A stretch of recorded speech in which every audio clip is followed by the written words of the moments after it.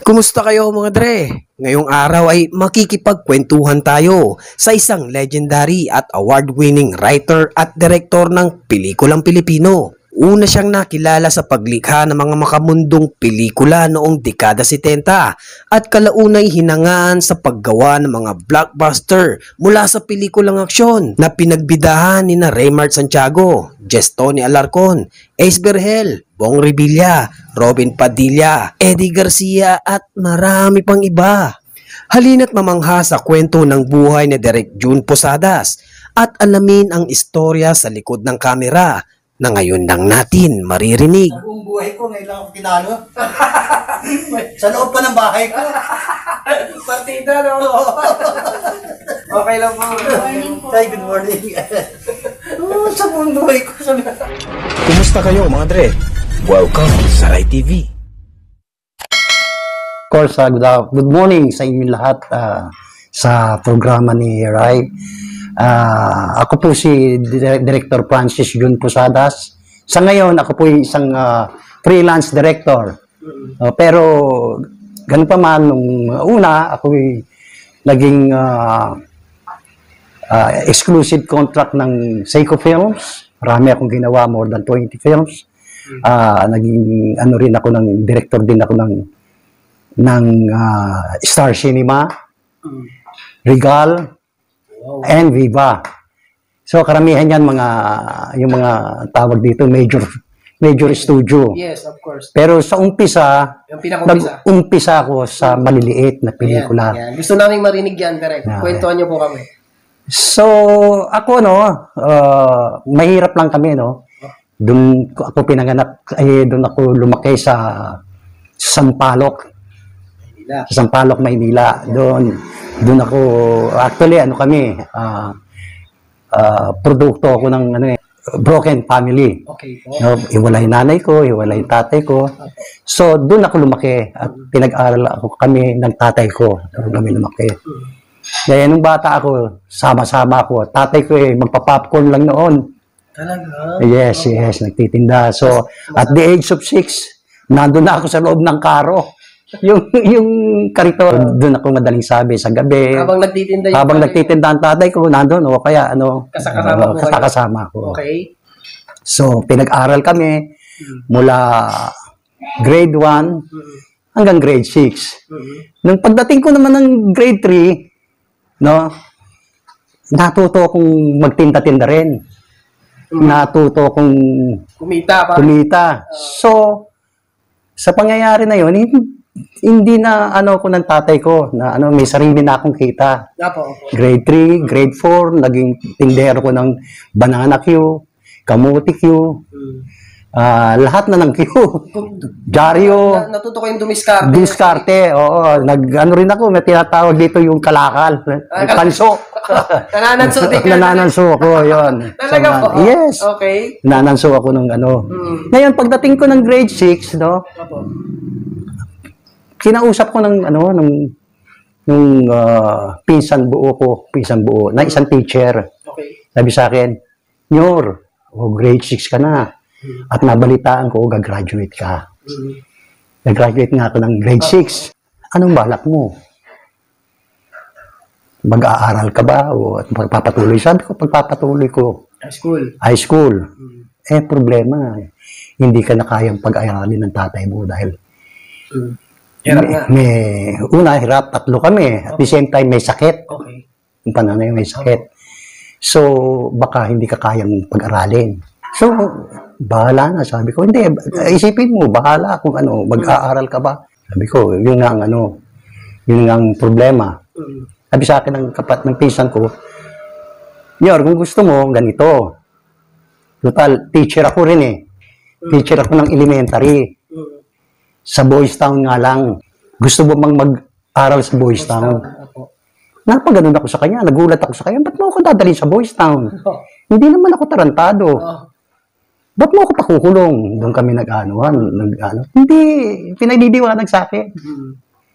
Mag-aaral lang doon? Mag-aaral ka lang doon. Hindi, Kasi, siyempre, ang mga bata. Yes. Noong mga panahon na yun, pagka tinatakot ang mga magulang, sinasabi, dadaling kita sa boys town, dadaling. So, may takot ako. Yun yung tumatak sa Yun ang tumatak sa isip ko. Kahit sinong bata, pag sinabing boys town, Opo. tarantado ang nandun. Hindi naman ako tarantado, mabait naman ako.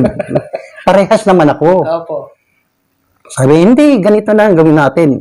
Insan, dadaling kita ron. Tignan mo muna. Gusto mo, tignan mo muna. Tapos pagka hindi mo gusto, nasa sa'yo kung magpapatuloy ka pa mag-aaral o hindi. Tignan mo lang. Tignan mo ang boys town kung ano.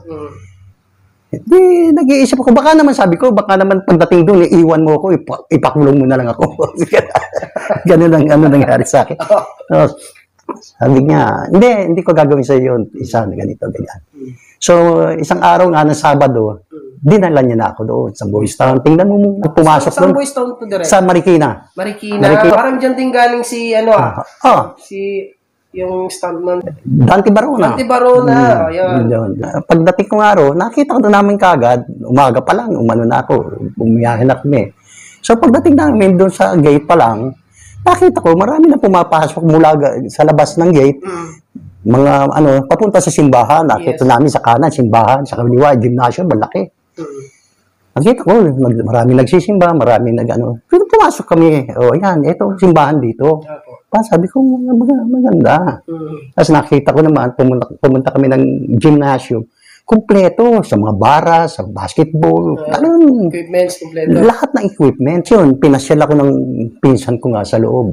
Sabi niya, ayan, ginagawa yung ngayon, yung building na yan, para sa babae, magkakaroon na ng babae rito, girls home. Yes. Marami na kayong magiging classmate ng girls home, ng mga babae na babae. Pero meron ditong nag-aaral din mga babae, sa bukid.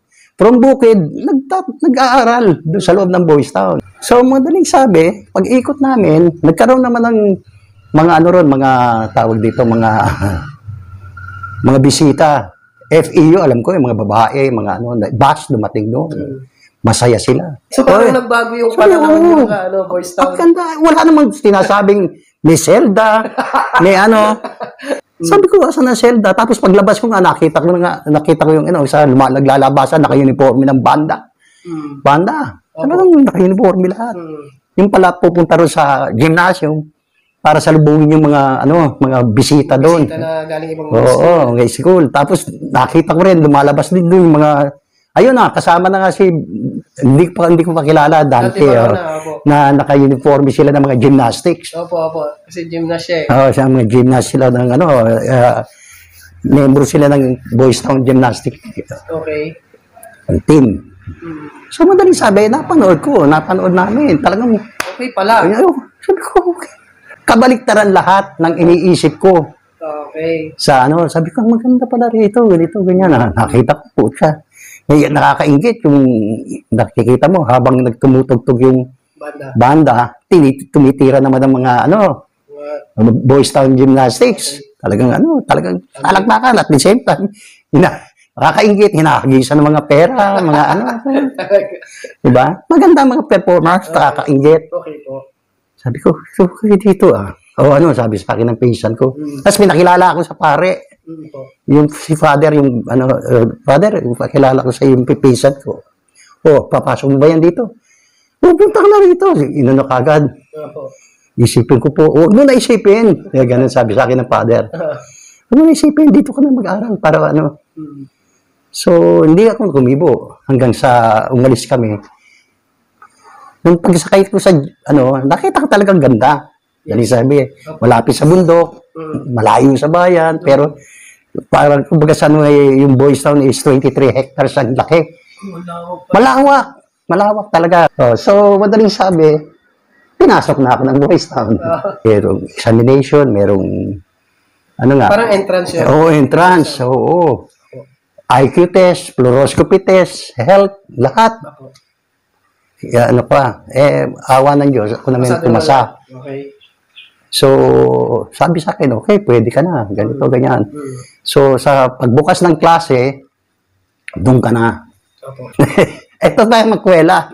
Bago mag graduation, tinatanong kami ng mga teacher, ikaw, Reyes, anong balak mo pagka, Pagkatapos mo rito, pagka graduate ka, saan mo gusto mag-aral?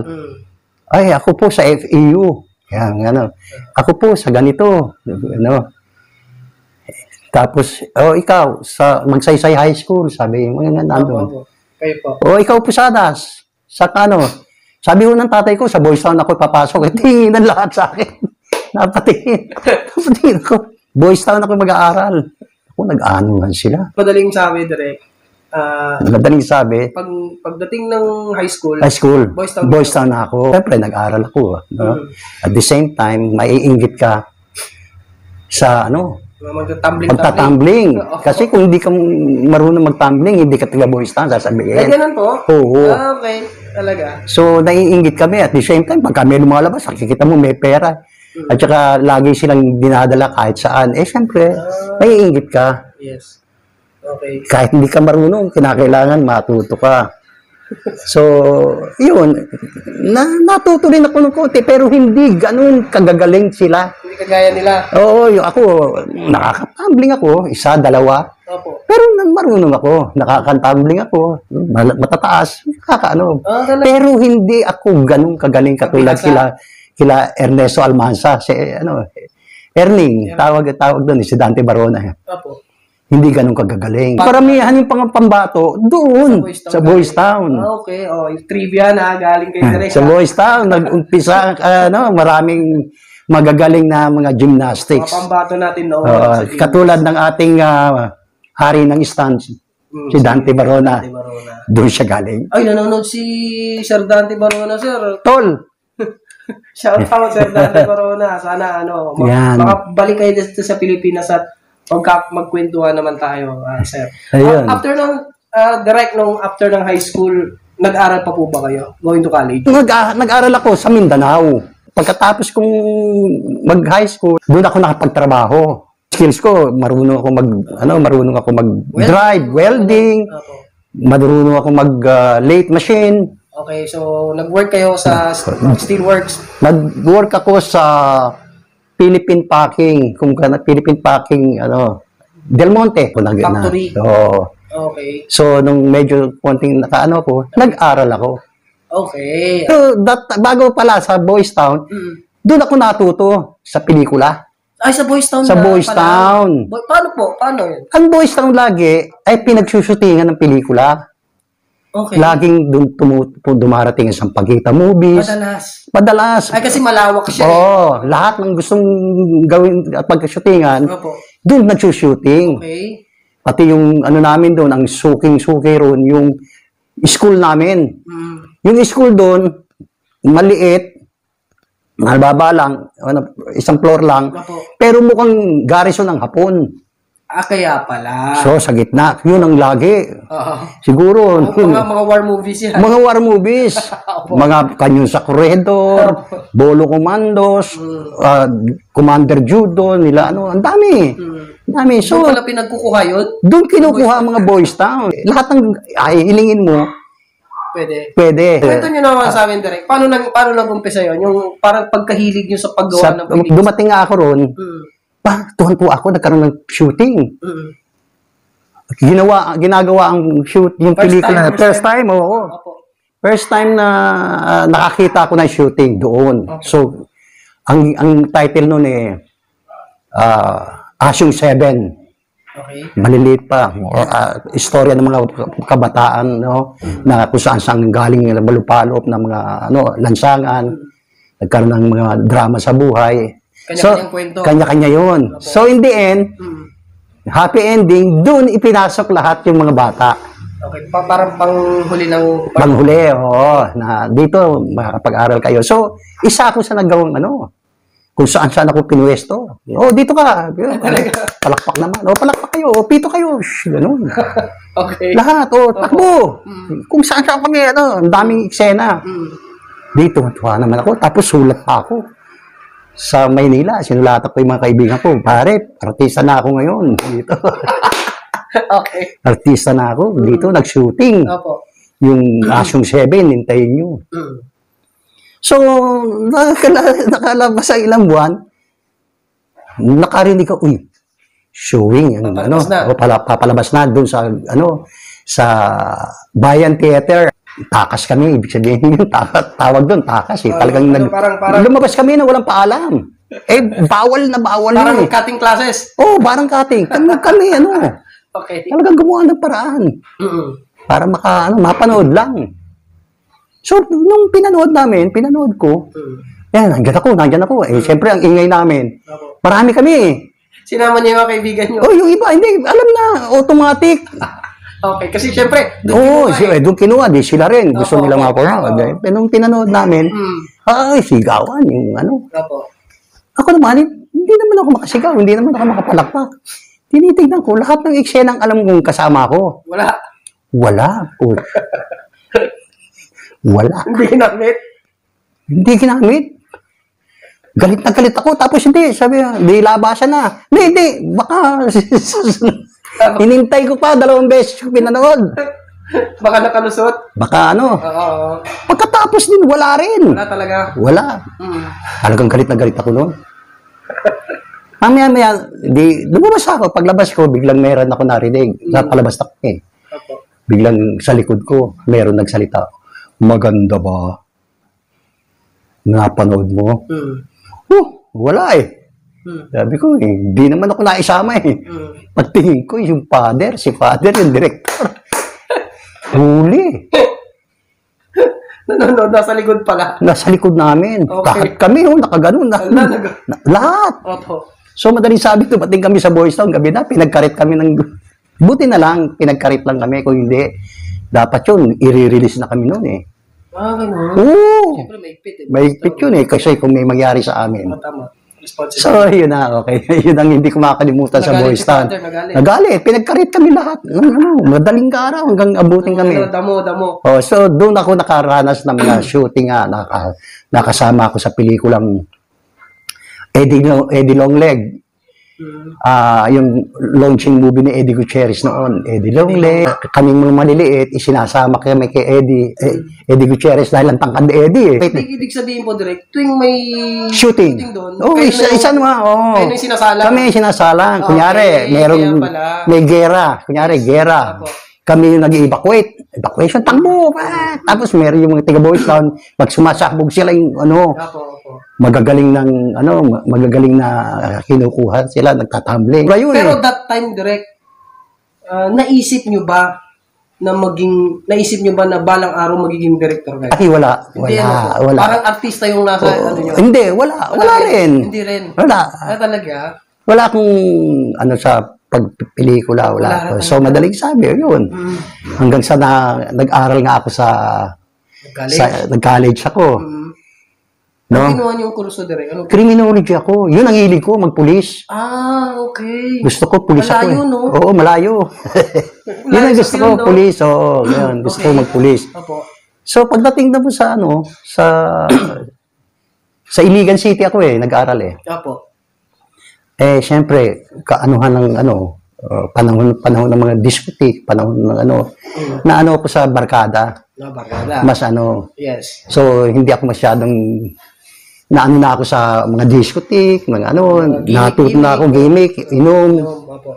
I understand. So, hindi na ako minsan sa pelikula, ay sa Studies. pag-aaral. Hanggang sa, minsan napapatrobol. Hanggang sa, nagkaroon ako ng, kailangan gusto ko namang kumita. Wala kang kailangan ko gusto kong kumita. At saka, hirap ng buhay din doon. Wala kang hanap buhay. So, ginawa ko, bumalik na lang ako sa Sampaloc. Pagbalik ko ng Sampaloc, lahat ng iniwan ko mga kaibigan doon, iba ng klase. Paano ibig? Kasi, una pa lang yung pagpunta ko pa lang dito sa Maynila, nakita kong kadumihan. Okay. Yung ang daming, Yes. sagot sa ay digmaan. Tsaka magulo pa. Magulo, nung 1970 yun. Yes. Opo. Magulo, ang dami. Nandun naman, makikita mo, maraming radikal. Yes. So, Pagbalik nyo, nakita ko doon, mga kaibigan ko, halos paramihan, radikal. Pati ibang pinsan ko, kapatid ko. halos lahat sila na. Halos. Hindi ko nandun yung minsan, nandun ka, naka-standby ka sa tulay, bigla na lang kayong re-ready, nahuhulingin kayo. Sabi ko, hindi ko to ang ano ko. Ang ginawa ko, pumunta ako sa tiyo ko, kapatid ng nanay ko. Yun, tiga-pelikula rin dati yun. Lumalabas, nag-extra yun noon. Saan po yun? Sa Sampaguita yun, tiga Sampaguita yun. Doon pala nakikita, nung panahon na yung nag-shoot sa Boys Town ako, nakikita kami, pagka nag-shooting sila roon. Okay. Nakikita kami, so, naging, hanggang sa naging, naging assistant director siya. So, ang ginawa ko, pinuntahan ko yung tiyo ko, Chong, hanap niyo, pwede ba ako trabaho? Bakit? Anong bang gusto mong trabaho? Kahit ano. Basta kumita. Kahit ano hindi kita mabibigyan ng magandang trabaho. Pwede kita mabigyan, extra. Ayun. Bukas, sama ka. So, madali sabi, kinabukasan, sinama niya na ako. Sa movie kagad? Movie kagad. Ang first movie ko na, sexy movie yun eh. Modelong ginto, si Rosana Marquez. So, dumating kami, naghahanda pa lang. Siyempre, forma ako noon eh. Forma, siyempre, baka maisa ako sa bakunan eh. Hindi yun ang ang ginawa ng tiyo ko, binigyan ako ng kusinilya, tsaka yung tahure, yung lutuan ng kape. Yes. Eto ka muna. Timpla-timpla kape. Ikaw muna magtimpla-timpla ng kape, kung yung utusan kanila, Parang utility. Yun ang unang-una ko sa pelikula. Okay. Naging utility ako. Doon. Tapos, doon nag-umpisa. Tapos, ang tiyo ko naman, siyempre, tumatabi akong ganun. Siya nagbibigay ng dialogue. Minsan, ito, bigay mo na ito. Ano pangalan ng tito niyo, sir? Ang pangalan ng kapatid ng, ang niya ay Totoy Garcia, kapatid ng nanay ko. Okay, naging director din. Assistant director, o associate director. Ganun. Tsaka lagi kong dala yung script. Okay. Tapos lagi kong binibigay sa akin yung tandaan mo yung mga damit-damit nila, ha? Continuity. Yung mga continuity. Ito yung stills.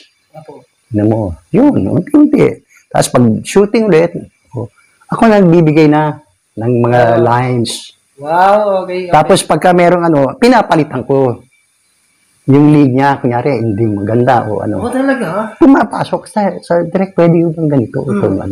Nagsasuggest kayo? Nagsasuggest. Hindi naman kung maganda. Kasi bata ako eh. Mga ilang taon po ba kayo nun? Hindi, nung siguro 18 o 19, gano'n. Okay po. 1970. Okay. 1940, 20 years old ako. Kasi siyempre, yung natural na usapan na pinag-uusapan natin, mga panahon nun malalalim na English na Tagalog pa halos pawala na yan Ito na ngayon panahon na ng flower people Ito na in ngayon. Ito na ang in ngayon. Panahon ng hippie. Hippie. Alright, okay. Diba? So parang may nakikita ko hindi ito. Ito pwede, ganito, ganyan. Ayun. Tinatanggap naman ng director yun. Natatanggap naman. Siyempre, ganito. Natuto akong magbigay ng linya. Natututo akong gumawa ng konting dialogue. Pero konti-konti. Hanggang sa unti-unti na, dumadami ng pelikula ko. Nagiging nagiging boy, nagiging from utility to naging sub-assistant director ako. Kumbaga second, siyempre, ikaw na ang natututo na akong gumawa ng mga scheduling. Ang unang mga direktor na nagbibigay sa akin yan, katulad ni Maning Burlasa. So, si Maning, mahilig yan gumawa ng script, doon lang sa shooting. Ako ngayon habang nakikipag-usap ginagawa ni Maning Burlasa yung mga script niya, akong sumusulat. Ganito, nagsasalita mag-isa, ako naman ang Nililista nyo kagad? Nililista ko kagad. Paano yung, lines? Ito, sagot si ganito. Ito, si ganon. Good. Ganito, ganyan. So, nakailang pelikula rin, unti-unti na, hanggang sa naging director ko naman si Tony Cayado, isa sa pinakamagaling din na Tony Cayado. Very cool na director. Napakabait. Talagang, maganda boses. Chill lang siya. Relax. Relax. Siya ngayon na ganun din. Kung ano yung kung ano yung mga gusto niya, John, hanap mo ako ng mga hippie. At saka mga ganito. Ang ginagawa ko, nagre-research ako tungkol sa mga hippie. Pupunta ako sa sa farmers noon. Farmers, nandun ang mga istambayan ng mga hippie, mga Yes. 'di ba? Kasi noon hindi ko nagugustuhan yung sa pelikula yung mga costume ang lilinis. Okay. Ang tunay na hippie, talagang lintik na. Nakipagbarkada ako doon. Okay. So, pagkakailangan ko mga hippie sila. Sila yung nahatak niyo. Oo, mga urig. Ang galing. Talagang hippie talaga. Oo, hippie talaga. Sila na, pati costume nila. Pati costume. Hindi na kinakailangan mag-costume Kanila na, no? Sila pag yun na Yun na yung suit, yun na ang mga suot nila Pero, pinagdadala ko pa rin ng iba. So, tuwan-tuwa sa akin si Tony. No? Anong pelikula po yan? I'm 18. I'm 18? Isang sexy rin. Sexy movie. Starring sino po? Magda. Magda. First movie ni Magda. Sa sexy at saka ni Jerry Bailey. Siya yung Franco Rivera. Noong mga panahon na yun, sa unang pelikula rin namin ni pati si Dick Israel. Siya ang kauna-unahan ko palang naging kaibigan sa pelikula. Si Dick, si Dick. First movie ko rin. That time po, ni artista? Extra. Kasi director yata tatay niya, no? Tama ba? Hindi niya na yun Hindi niya nabutan? Extra siya doon. Talaga? Oo. Okay, so doon kayo nagkakilala? Doon kami nagkakilala. Meron siyang isang dialogue na mama, gano'n. Kunyari may nag-aaway. Pumasok siya, mama, ano nangyayari? Gano'n. Ano nangyayari dito? Gano'n. Amati na, gano'n. Ang kuwela noon, tapos na shooting, gabi na, meron pa rin nagda-dialogue yun. Tapos na shooting? Tapos na, so dialogue. Mama, pagsilip ko si Dick Israel. Pare, okay ba? Wala nang pare, okay lang yung ko, eksena ko kanina. Hindi makatulog. Magaling siya magbitaw ng dialogue Hindi, si Dick, hindi pa masyado noon kasi ang niya, abang-pangan okay, yung Tsaka maliit. yung Maliit. Oo, kaya ang nagturo sa kanya si Tony Cayado, sabi niya, huwag mo intindihin kahit maliit ang boses mo. Kaya lahat ng pelikula ni Eddie Garcia, Tony Cayado, kasama okay. Kasama na rin ako. So madalas kayo pala magkakasama? Madalas, oo. Kasi naging, hindi ko alam na binigay niya na ako ng dialogue ni Tony Cayado doon. Binigay niya na ako ang title ko na sa pelikula, assistant director na. Nagulat ako. Anong movie po yan? Yung nga. Yun na yun? Oo, yun na. Magda. Oo, talaga. Anong pakiramdam ng direct na from... Wala Tapos yung tiyo ko, ginawa niyang production manager. Pagka napapanood ng mga kaibigan ko, assistant director ka pala, sikat ka na. Hindi na.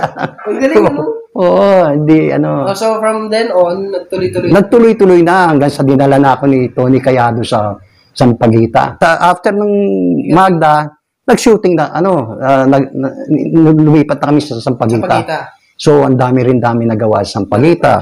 So, ginawa namin sa Sampaguita yung The Dormitory, Huwag Kang Makiapid, mga sexy noon marami, mga sexy movies. 70s. 70s pa rin. Okay. Ang tawag nun sa movie, bomba. Hanggang sa naging ginawa namin yung Farida, Tulay na Kristal, si Alona Alegre pa. Okay. Tapos yung Tulay na Kristal, isang sexy, hindi sexy, drama, Sampaguita movies. So from there, bigla na lang, nakadami na ako Na hindi nyo namamalayan? Na hindi namin namamalayan. Ang bilis namin gumawa Before, parang ang bilis gawa ng movie dati. Lalo na pag mga bomba films, Yung mga sexy, Sexy. Mabilis. Kasi gano'n lang, mga 10 days lang, okay na. Imagine, 10 days. Pero kinakailangan magaling ka sa scheduling.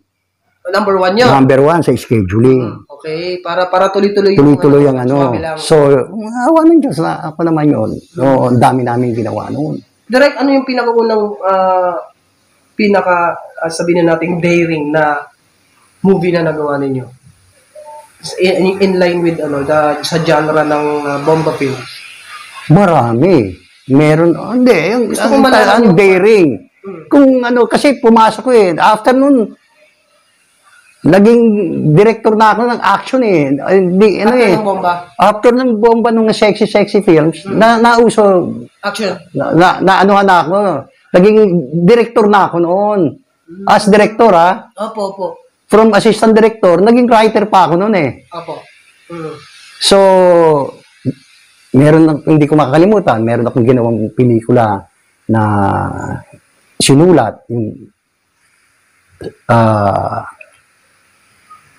Susan Kelly, edad 20, na hindi ko sinasadyang nakagawa ako ng gano'n. Kayo nagsulat? Oo, ako nagsulat. Okay. Hindi binili sa akin yun. Nasa utak ko si Vilma Santos. Ang Ang gaganap. Apo. Kinukuha nila, pero hindi Vilma Santos. Ayaw ko naman ibigay. Kung hindi Vilma Santos. Kasi, gusto nyo talagang kumanap si Miss Vilma? Vilma. Okay. Ano nangyari po dahil? Away. Hindi na away. Usap-usap. Pinaliwanag ko naman. Okay. Kasi, pwede naman natin pang ano yan pang action Yung natin action, Kasi si Vilma nakagawa ng action yan, yung pelikulang Vilma 29. So, kaya yan. Yung storyline niya, action talaga? Action, oo. Okay. Parang katulad ng Robin Hood. Okay. Isang babae na mandurukot, gusto niyang makakita ang nanay niya. So, ginawa niya, nandukot pa siya, nagnakaw hanggang sa naging pinuno siya ng sindikato. Pero tumutulong. Tumutulong kahit pa paano. Yun. Parang Ano Robin Hood. nangyari nun direct? Awa ng Diyos Yun na, blockbuster. Kumita. Talaga? Kumita, oo. Sabi ng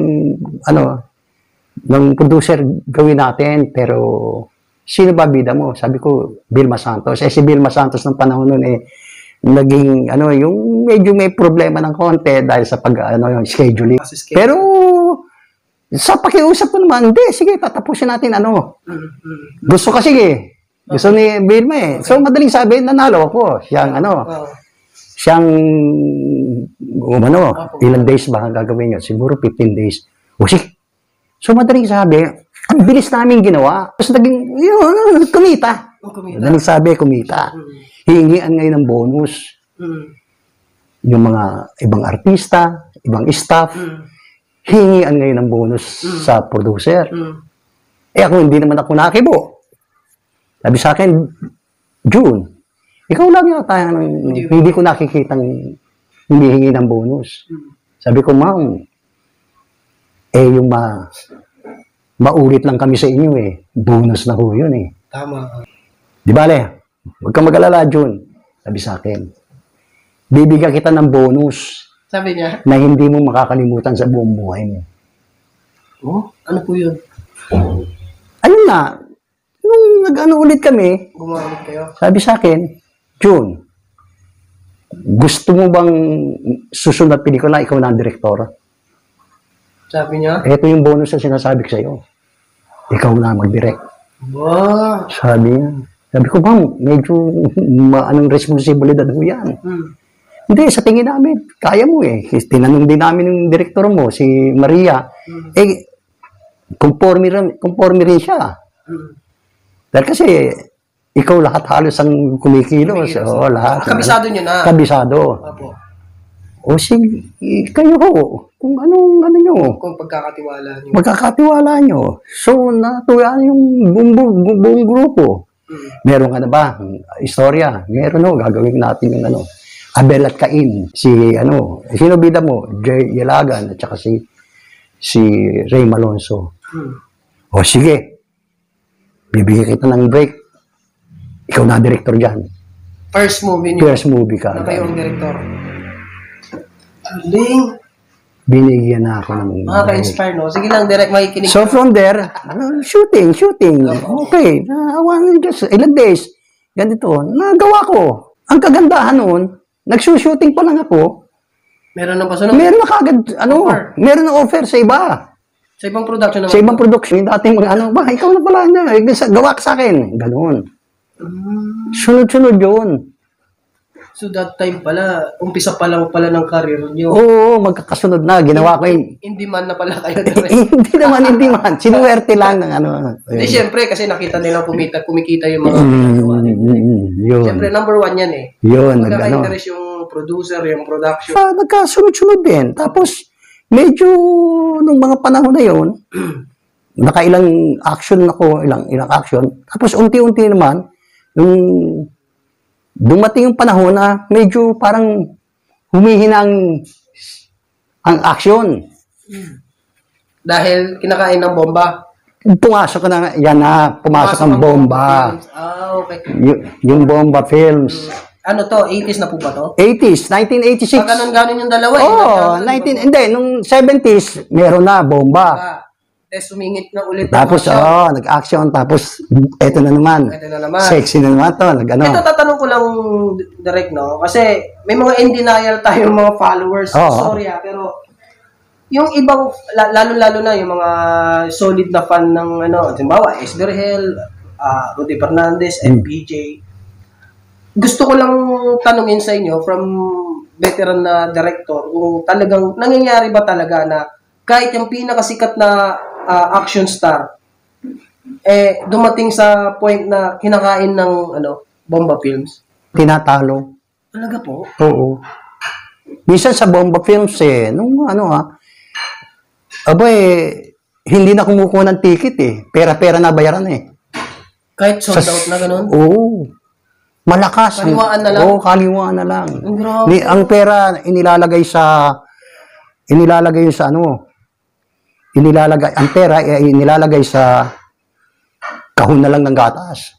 Kasi sold out na, wala ng ticket. Wala ng ticket Hindi, tsaka hindi na sila nagbebenta ng ticket kasi lalagyan pa ng tax yun Sabagay, okay. Yun ang isa sa tax savings na sinasabi. Tama. Oo nga, hindi ko naisip yun Oo, yun ang... So before pala, nangyayari na pala noon, yung nakawan sa, sa sine. Yes. Yung ticket isang ticket paikot-ikot. Oo, marami. Bibigyan. Pasa-pasa na. Pinapasa, tapos babayaran. So, sa isang ticket lang. Sa isa lang. Nagkakatalo, dalawa. Makatipid sa tax. Yan ang tinatawag na balikbayan nung kami noon Ako, kasi rin ako Actually, naranasan ko rin ang mag-checker. Sa sine? Sa sine. Okay. Lahat ng trabaho sa sine, checker. So, pagka walang shooting, checker ka muna rito. Noon? Oo, kaya naintindihan ko yung... Ganun pala sistema. Oo. Okay. Ayan galing kay Direk Jun mismo na dumating at some point sa history ng Philippine cinema na talagang na nauungusan ng bomba films noon ang action. Malakas. Kahit sino pa yung bida, di ba po, Direk? Malakas talaga. So ayun, sabi nyo nga po, nawala yung action, eto na naman yung bomba films. Hindi, kahit na noon nung panahon nung sa pinagtrabahuan ko yung talagang kahit na yung natin hari tinatalo FPJ. Dumating ang panahon, hindi naman habang panahon, dumating ang panahon na meron talaga tinatalo. Hindi lang naman Tagalog kahit ang mga Amerikano, mga Batman pa yan, mga kung sino-sino mga movies, yung American movies, tinatalo ng bomba. Sexy films. Pag nakatapat ng sexy films yun, talagang tatangkilikin pa rin talaga, Pero naobserbahan ko, may panahon talaga, nagsasawa rin ang tao. Kaya pala sabi nyo kanina, nawawala yung bomba, pumapasok yung ganon lang. Kasi katulad nung 1986, una kong gumawa ng sexy films. Ako na ang direktor. Ginawa ko yung Kire. Ayun. Talagang blockbuster yun. Ang bidak lang naman si si Lampel Kuwangko. Kapag gumagawa po ba kayo ng ng sexy films, ina-assume nyo na talagang kikita? Hindi kasi yun ang kalakalan noon Kumbaga, ito yung hinahanap na tao. Oo. So, pinag-aaralan nyo rin yung market. Hindi yung basta-basta gawa lang. Hindi basta-basta. Kung uso yung sexy films, gawa tayo sexy films. Hindi, kasi yun bigla na lang gawa ka, ganito, ganyan Para dun sa mga viewers na pinagkaiba ng dalawa, in terms of Hindi, making the movie? Mas madali ba yung isa? mas madali ang ano.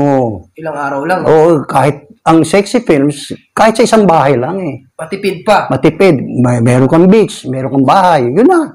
Ang action films, ang haba niyan, tagal. Hmm. At saka lalaki, meron kang binabayaran na effects. Marami kang goods na ano.